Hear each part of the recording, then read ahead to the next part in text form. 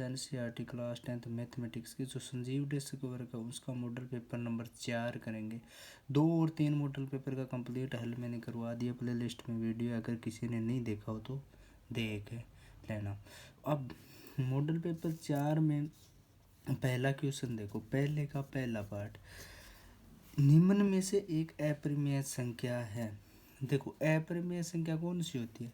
जिसका दशमलव प्रसार दशमलव प्रसार क्या हो, अशांत हो। पहले तो अशांत और दूसरा क्या हो, अनावर्ती।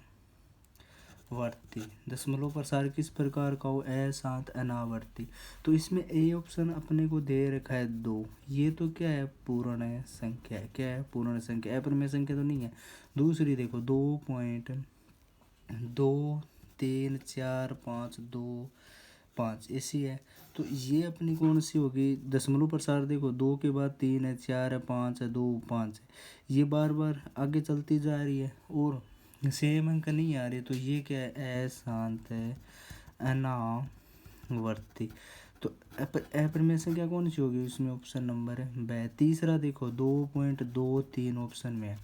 तो ये इस बार का मतलब क्या है, 2.232323 बार बार आ रहा है।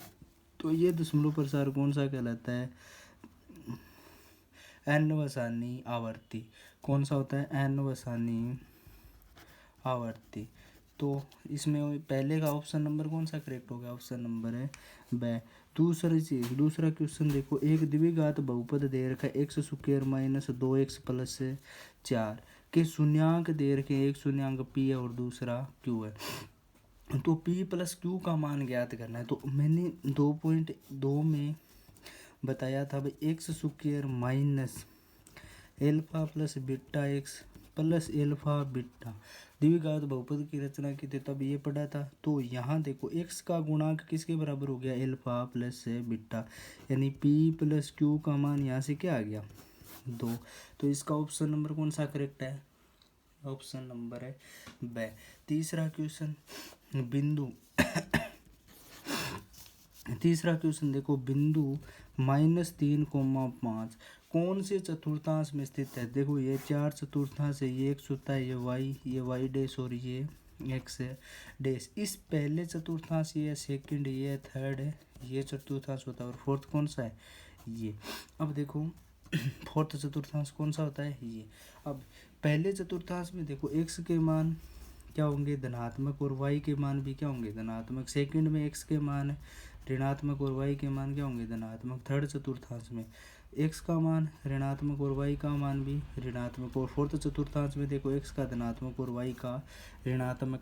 तो अब -3,5 कौन सा चतुर्थांश में होगा, सेकंड, क्योंकि x का मान माइनस में और इस y का मान है प्लस में। तो इसका ऑप्शन नंबर कौन सा करेक्ट होगा, ऑप्शन नंबर है ब। उसके बाद में अगला चौथा क्वेश्चन, x प्लस वाई बराबर 4 है और x माइनस वाई बराबर 2 है। तो x और y के क्या करने हैं, मान ज्ञात है करने हैं।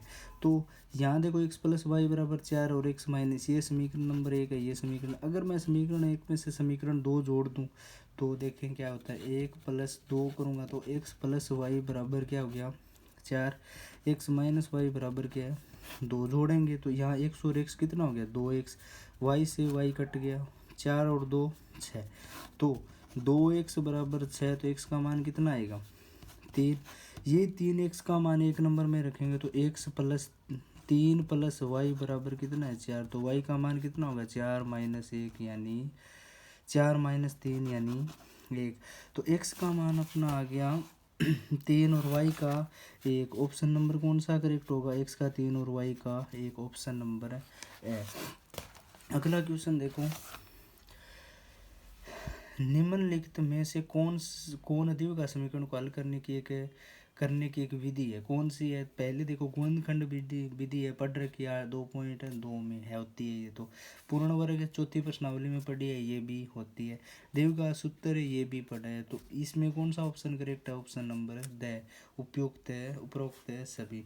अगला क्वेश्चन छठा, m के किस मान के लिए 10 m -2 समांतर श्रेणी में होंगे? तो किसका मान निकालना है? m का। m इसमें देखो पद कौन सा है? 2 नंबर पद है ना, जैसे ये 10 m -2 निकालना किसका? m के किस मान के लिए समांतर श्रेणी में? तो ये तो गया a1, ये हो गया a2 और ये a3। तो अगर मान लो यहाँ से दो समीकरण बनाऊँ, अगर मैं a2 निकालना चाहूँ तो समांतर श्रेणी का विस्तार आपने पढ़ा है, क्या होता है? a plus D, a plus 2d, a plus 3d, ये होता है a1 पद, ये होता है a2, ये a3 और ये a4। तो a प्लस डी बराबर क्या दे रखा है? m। a बराबर क्या दे रखा है? 10। ठीक है, a प्लस 2d, पहले तो देखो a बराबर 10 दे रखा है, a प्लस 2d, तीसरा पद किसका क्या दे रखा है इसमें? -2।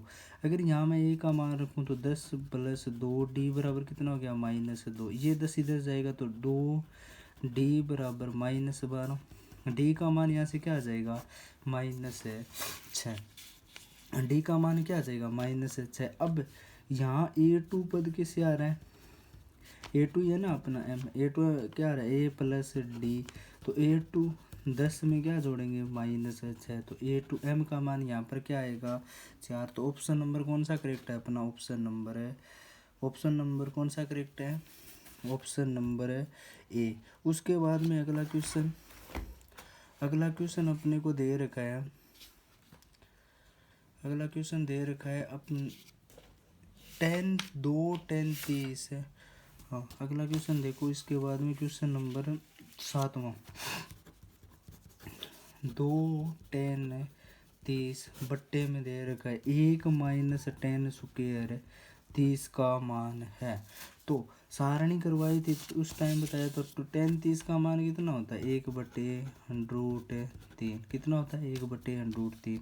तो 2 गुणा में 1/√3, 1 - 1/√3 का क्या? Whole square.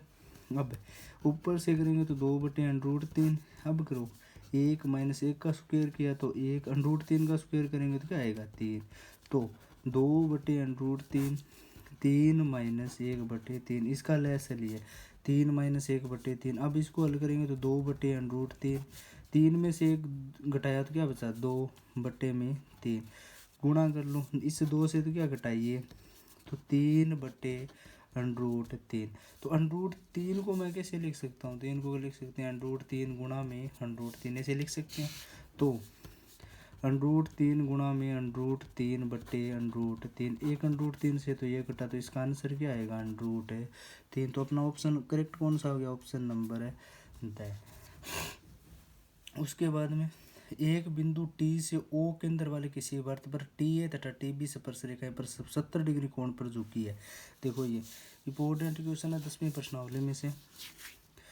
मान लो ये क्या है? एक वृत्त है, केंद्र क्या है? O। यहाँ बिंदु T है, कोई बिंदु T से केंद्र O वाले किसी वृत्त पर TA और TB, ये T है और ये क्या है? ये A बिंदु है और ये क्या है? DB। परस्पर 70 डिग्री के कोण पर झुकी है। तो कोण AOB का मान ज्ञात करना है। कोण है AOB, ये कोण का मान ज्ञात करना है। ये कोण कितना दे रखा है? 70 डिग्री। तो देखो OATB क्या बन गया अपना? एक है चतुर्भुज। आपने 10.1 में पढ़ा होगा चतुर्भुज की त्रिज्या और स्पर्श रेखा के बीच में कोण कितना होता है? 90 डिग्री का। तो ये हो गया 90 डिग्री और ये 90 डिग्री। तो दो कोण अपने 90 डिग्री के हो गए। उसके बाद में यहाँ देखो चतुर्भुज भुज OABT में चारों कोणों का योग 180 डिग्री होता है। तो कोण AOB प्लस 90 प्लस 90 प्लस 70 किसके बराबर होगा? 360 के।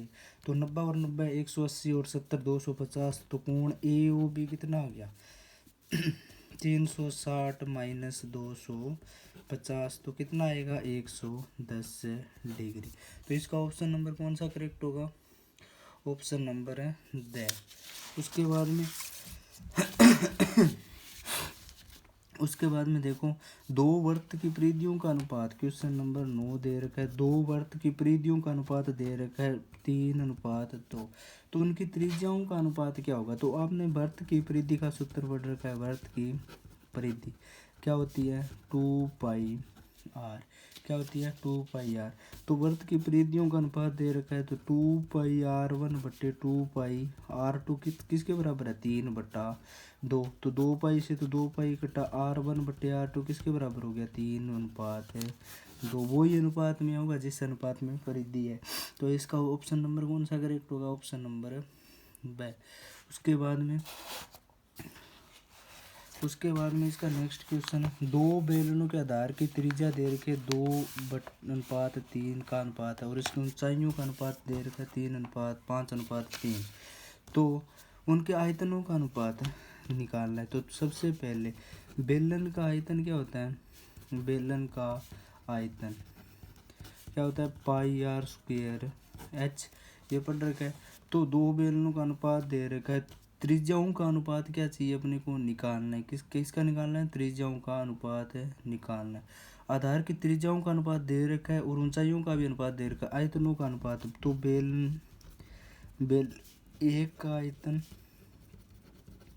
आयतन बटे बेलन दो का आयतन इसके बराबर होगा πr1² बटे πr2² तो r1:r2 क्या दे रखा है 2:3। तो r1 का मान क्या रखेंगे 2 और r2 का मान क्या रखेंगे 3। h1 का मान रखना है यहाँ 5 और h2 का क्या रखना है 3।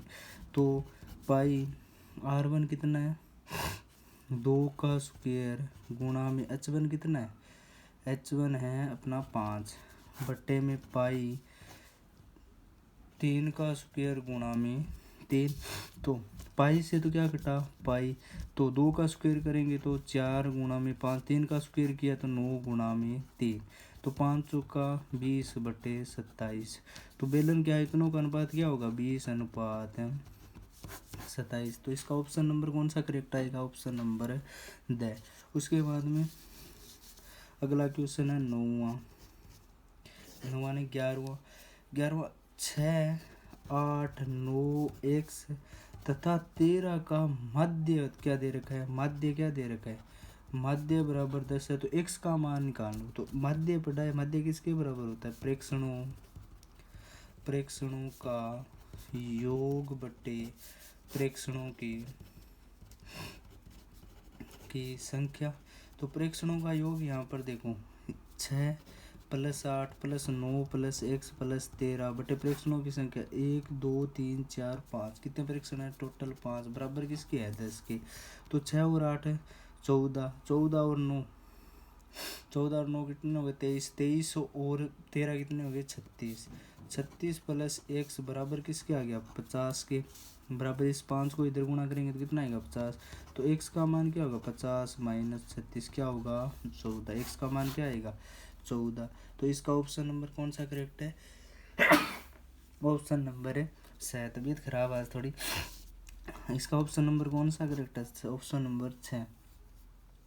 एक पासे को फेंकने पर एक विषम अंक आने की प्रायिकता क्या होगी। जब भी देखो मैंने बताया एक पासे को फेंकेंगे तो कितने अंक आ सकते हैं। इसका 12 नंबर क्वेश्चन, एक आ सकता है 2 3 4 5 और 6। अब देखो इसमें से विषम, एक विषम है 3 और 5, विषम अंक आने की प्रायिकता क्या है, संभव परिणाम बट्टे में क्या है कुल परिणाम। संभव परिणाम क्या है अपने पास 3 बट्टे कुल परिणाम क्या है 6। तो इसकी प्रायिकता क्या आएगी 1/2। तो इसका ऑप्शन नंबर कौन सा करेक्ट हो गया, ऑप्शन नंबर ब। तो इस हिसाब से सारणी बनाकर अच्छे से करना है इन क्वेश्चनों को। उसके बाद में क्वेश्चन नंबर है अपना दूसरे का पहला पार्ट देखो।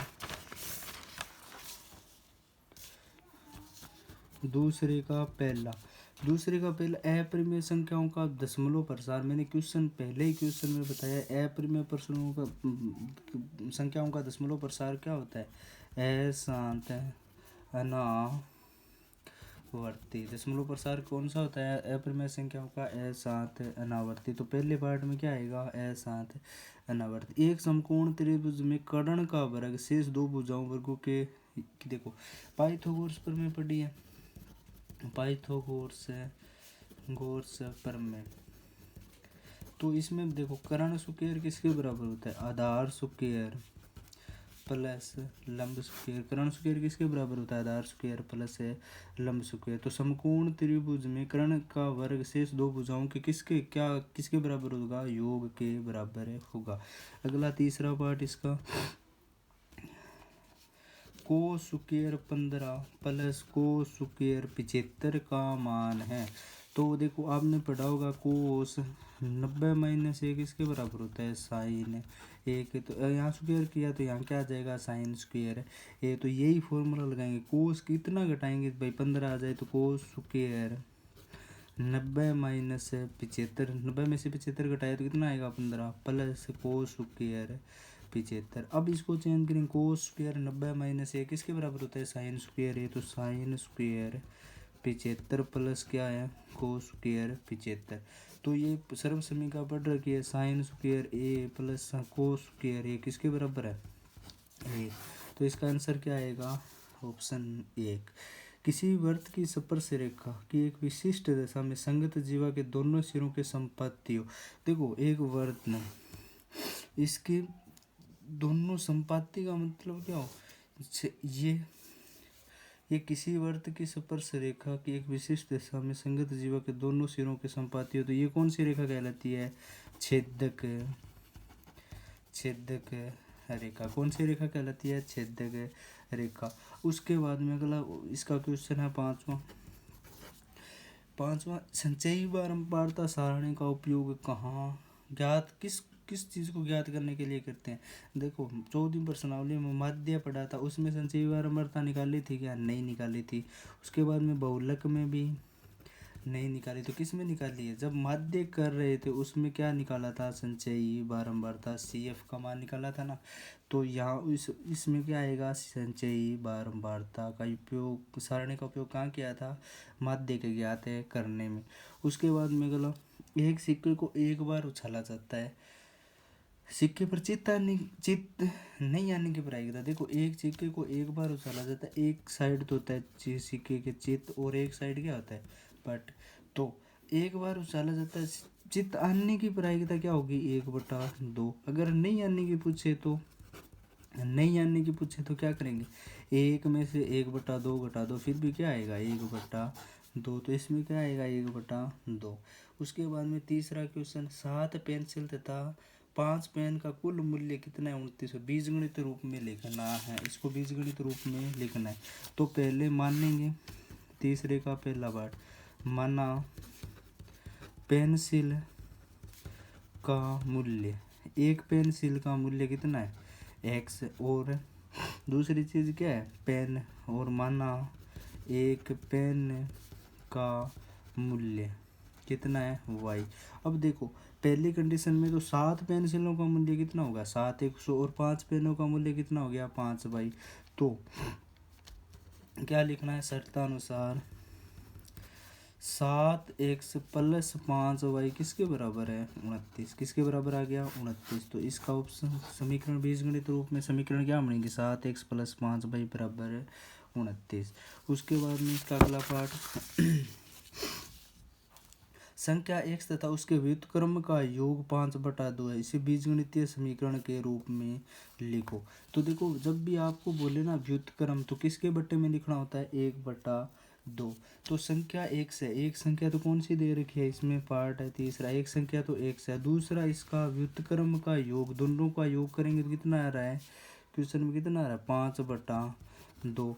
तो इस समीकरण को किस में रूप में लिखना था? बीजगणित रूप में। आगे इसको हेल्प भी कर सकते हो, जैसे आगे समीकरण बनाए हैं तो इसके बट्टे में कुछ नहीं है, 1 ले लो, ले से क्या आएगा? x। तो x स्क्वायर प्लस 1 इधर गुना हो जाएगा 5x। तो ज़्यादा नहीं करना है, तो इसका ऑप्शन क्या लिखना है? x प्लस 1/x बराबर 5/2। उसके बाद में अगला क्वेश्चन है इसका चौथा क्वेश्चन, समांतर श्रेणी। तीसरा क्वेश्चन है तीसरा क्वेश्चन है समांतर श्रेणी 3, 7, 11 और 15 में कौन सा पद 499 होगा? कौन सा पद 499 होगा? तो सबसे पहले देखो ए का मान यहाँ क्या दिया हुआ है 3, डी का मान निकालेंगे तो A2 माइनस A1 यानी 7 माइनस 3 क्या हो गया 4। एन का मान क्या दे रखा है 499। मान किसका निकालना है एन, कौन सा पद मतलब किसका निकालना है एन का। तो एन के फॉर्मूले से निकाल सकते हैं। ए एन बराबर क्या होता है ए प्लस एन माइनस 1 गुणा में डी। तो ए एन तो है अपने पास 499, ए क्या है 3 प्लस एन का मान निकालना माइनस डी क्या निकल के आया है 4। 499 में 3 घटाएंगे तो 496 बराबर एन माइनस 1 गुणा में 4। तो एन माइनस 1 क्या हो गया 496 बटे 4 काटेंगे 4 एकम 4, 4 दूनी 8, 4 चौका 16। तो एन का मान एन माइनस 1 बराबर आ गया 124। तो एन का मान क्या आएगा एन बराबर 124 प्लस 1 यानी 125। एन का मान क्या आएगा यहाँ पर 125। उसके बाद में अगला क्वेश्चन चौथा क्वेश्चन इसका, यदि त्रिभुज ए बी सी क्या है समरूप है त्रिभुज डी ई एफ की, तो अपने को ए बी दे रखी है 5 सेमी, डी दे रखी है 3 सेमी। त्रिभुज ए बी सी का क्षेत्रफल दे रखा है, त्रिभुज ए बी सी का क्षेत्रफल दे रखा है अपने को 50 सेमी स्क्वायर है। तो ये देखो 50 सेमी स्क्वायर है, तो त्रिभुज डी ई एफ का क्षेत्रफल है होगा। तो अगर ये देखो आपने पहले भी किया है, जब भी दो त्रिभुजों का क्षेत्रफल किसके हैं भुजाओं के स्क्वायर के समानुपाती होता है। तो यहाँ देखो त्रिभुज ए बी सी का क्षेत्रफल बट्टे में त्रिभुज ए डी ई एफ का क्षेत्रफल कैसे किसके समानुपाती होगा, जो भुजाओं के स्क्वायर के समानुपाती होगा, यानी 5 का स्क्वायर बटे 3 का स्क्वायर। तो त्रिभुज डी एफ का स्क्वायर का क्षेत्रफल निकालना है। तो ए बी सी का क्षेत्रफल दे रखा है क्या रखेंगे 50। तो इसका क्षेत्रफल त्रिभुज डी ई एफ का क्षेत्रफल 5 का स्क्वायर करेंगे तो कितना आ गया 25, और 3 का स्क्वायर किया तो क्या आया 9। क्रॉस मल्टीप्लाई कर दो 25 गुणा में त्रिभुज डी ई एफ का क्षेत्रफल बराबर किसके आएगा 50 गुणा में 9। ये 25 इधर भेज दो, त्रिभुज डी ई एफ का क्षेत्रफल किसके बराबर होगा 50 गुणा में 9 बटे 25। तो इससे ये घटा यहाँ आ गया 2। तो यहाँ इस त्रिभुज का क्षेत्रफल क्या आएगा 18 सेमी स्क्वायर। इस त्रिभुज का क्षेत्रफल क्या आएगा 18 सेमी स्क्वायर। उसके बाद में अगला क्वेश्चन, यदि कोण ए लेस देन 90 डिग्री हो, कम और कोण बी क्या हो 90 डिग्री से कम हो, तो साइन ए बराबर कोस ए, तो सिद्ध कीजिए ए प्लस बी बराबर 90 है। तो देखो यहाँ देखो साइन ए बराबर कोस बी दे रखा है, बराबर क्या दे रखा है कोस बी। क्वेश्चन नंबर है ये 5वां। तो आपने इसको चेंज कर लो, कोई से या तो एक को चेंज कर लो या बी को चेंज कर लो, एक को चेंज करो। मैं यहाँ कर रहा हूँ कोस को, किसको करेंगे कोस को। तो कोस 90 माइनस ए किसके बराबर होता है साइन ए, किसके बराबर होता है साइन ए। तो यहाँ साइन ए, तो यहाँ साइन ए, तो कोस को क्या लिख सकते हैं sine 90 minus B. Sine 90 minus B किसके बराबर हो गया कोस बी। तो साइन 90 माइनस बी किसके बराबर होती हो गया कोस बी। तो साइन से तो साइन कटा, ए बराबर क्या हो गया 90 माइनस बी। इस बी को इधर लेके आएंगे तो ए प्लस बी बराबर कितना हो गया 90। ए प्लस बी बराबर कितना हो गया 90। यही क्या करना था अपने को सिद्ध। उसके बाद में साइन स्क्वायर 60, उसके बाद में इसका अगला ऑप्शन निकालना है sine square 60 plus cos square 30 का मान क्या होगा। छठा क्वेश्चन है sine square 60 plus cos square 30 का मान निकालो। तो सारणी में बताया भाई साइन का 60 का मान कितना होता है √3/2, और कोस 30 का मान भी कितना होगा √3/2। सेम ही होता है साइन 60 और कोस 30 का मान क्या होता है सेम। तो साइन स्क्वेयर 60 है तो √3/2 का स्क्वेयर प्लस √3/2 का स्क्वेयर। √3 का स्क्वेयर करेंगे तो 3, 2 का स्क्वेयर किया तो 4 प्लस √3 का स्क्वेयर किया 3 और 2 का स्क्वेयर करेंगे तो 4। यहाँ से 4 लेस आएगा 3 + 3 यानी 6/4 किसके बराबर हो गया 3/2। किसके बराबर आएगा ये 3/2 किसके बराबर आया ये 3/2। उसके बाद में इसका नेक्स्ट क्वेश्चन, एक चिमनी के आधार से 200 मीटर की दूरी पर उसके शिखर का उन्नयन कोण दे रखा है 30 डिग्री है। तो चिमनी की ऊंचाई ज्ञात करो। जैसे मान लो कोई ये एक चिमनी है, इसके आधार से 200 मीटर इधर शिखर का उन्नयन कोण कितना दे रखा है 2, ये दूरी दे रखी है 200 मीटर। माना चिमनी की ऊंचाई कितनी है h, उन्नयन कोण दे रखा है 60 डिग्री। तो सबसे पहले माना चिमनी की ऊंचाई कितनी होगी h मीटर। चिमनी की ऊंचाई कितनी आएगी h मीटर। तो ऐसा कोई त्रिकोणमितीय अनुपात सोचो जिसमें क्या हो लंब और आधार हो। तो tan थीटा किसके बराबर होता है tan थीटा बराबर लंब बटे आधार। तो tan 60 का मान किसके बराबर होगा आधार लंब h है, आधार कितना है 200। सारणी में जाके देखोगे तो tan 60 का मान क्या होता है √3। tan 60 का मान क्या होता है √3। तो tan 60 की जगह क्या रख देंगे √3 बराबर h/200। तो h का मान क्या होगा 200/3 मीटर। तो चिमनी की ऊंचाई क्या होगी 200/3 मीटर। अब अगर इसको आगे हल करना हो तो √3 का मान लिख लेना 1.732। ठीक है आगे। उसके बाद में इसका अगला क्वेश्चन आठवां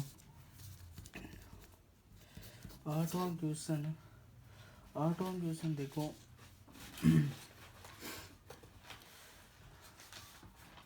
आठवां क्वेश्चन है 3 मीटर ऊंचे खंभे की परछाई की लंबाई क्या दे रखी है 3 मीटर। उस समय सूर्य का उन्नयन कोण ज्ञात कीजिए। जैसे ये 3 मीटर ऊंचा खंभा है, सूर्य को यहाँ चमक रहा है, परछाई की ऊंचाई लंबाई भी 3 मीटर है, ये 3 मीटर। तो उन्नयन कोण ज्ञात करना, तो उन्नयन कोण कौन सा होता है यहाँ, तो वो ये tan क्या है लंब है, आधार है, ये 90 डिग्री का कोण है। तो tan थीटा बराबर क्या होता है लंब बटे आधार। तो लंब है 3 और आधार कितना है 3, 3 और 3 को काटेंगे तो क्या आ गया। तो tan थीटा बराबर 1। ऐसा कौन सा मान है जो tan थीटा का 1 बराबर होता है। तो थीटा का मान यहाँ क्या आएगा 45 डिग्री। उसके बाद में इसका अगला क्वेश्चन करने से पहले